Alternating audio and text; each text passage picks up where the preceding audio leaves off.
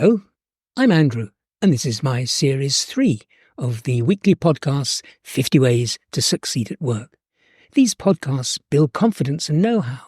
Consequently, they can help you achieve happiness at work. By the way, that's also the title of my book, available at Amazon and from the book's website, My Happiness at Work. Now for today's episode in Series 3. This is episode 43 in Series 3, 50 Ways to Succeed at Work. Today's episode is Be a Climate Champion. Inspire others, boost your reputation. Do you have strong environmental and climate change concerns? Could these influence your employer's sustainability practices? Or would you be in danger of coming across as aggressive or alienating colleagues?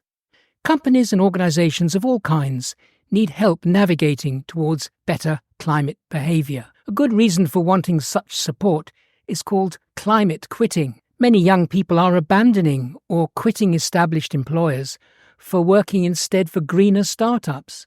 In 2024, for instance, a Deloitte survey across 44 countries found that 1 in 4 younger staff had changed jobs or industries prompted by their environmental concerns. This survey found that 70% of job seekers say an employer's green credentials and policies matter when job hunting. So you'll be in good company if you become a climate champion, pressing your employer to act on global warming. The number of workers in their 20s asking their firms to act on climate change keeps rising.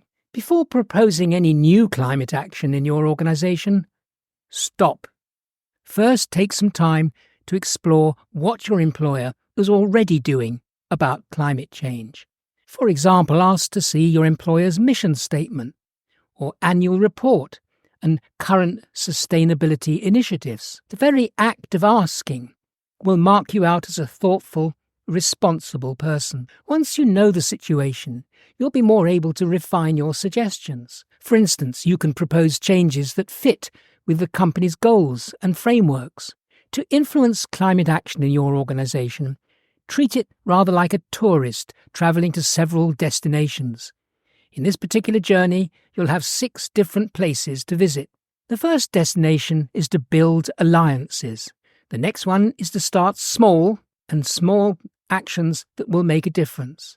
And the one after that is to leverage your skills. Other destinations include scaling up, education and inspire, and highlights. Let's begin with the destination of build alliances. Sarah Collins was a teacher at a local high school. She introduced sustainability practices. She formed a green team. It had fellow teachers, students and staff. They were all interested in environmental issues. She asked parents and local groups for help in creating this alliance. It led to many successful projects, such as a school-wide recycling program, a community garden, and regular sustainability workshops. The school became a model for environmental education in the district. At work, to become a climate champion, build alliances with colleagues who share your passion for climate action. Connect with or help create an internal network of like-minded individuals. This can amplify your voice and create support for discussing sustainable practices.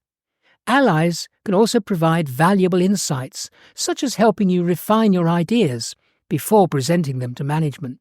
The next destination in influencing climate action is start small. John Miller worked in a modest manufacturing firm, but was passionate about climate change and cutting waste.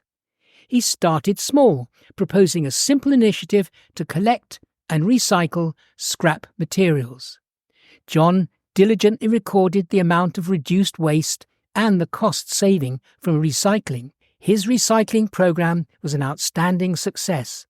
Other sustainability initiatives emerged, like adopting energy-efficient lighting and using less water. Management recognized John's efforts. These helped his career and led to more sustainable practices at the company. You may see many possibilities for change in your organization. In that case, focus on small, manageable ones that will produce noticeable benefits. For example, If a recycling program doesn't exist, propose one. Or maybe suggest ways to reduce single plastics in the office or some such project like that. Such initiatives are easy to adopt. They show your colleagues the benefits of sustainability. They pave the way for bigger projects. The next step on your climate initiative journey is leverage your skills. Raj Patel is an IT specialist in a mid-sized company. He loves technology and is very interested in sustainability. He realizes that his technical skills could be crucial in promoting green practices in his organization. Raj uses his IT skills to reduce the company's environmental impact. For example, he notices how much energy his company's data centers and office equipment use. Raj proposes using more efficient servers and low-energy computers, which would cut energy use and costs. Raj also recommends using cloud computing to minimize the need for physical hardware.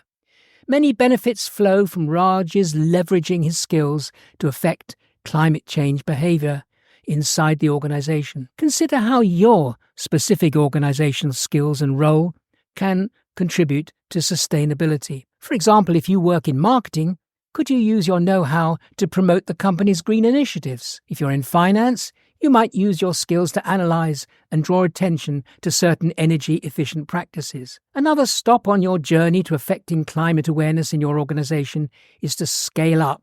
Emily Chen, a volunteer coordinator at a non-profit organization, initiated small environmental projects.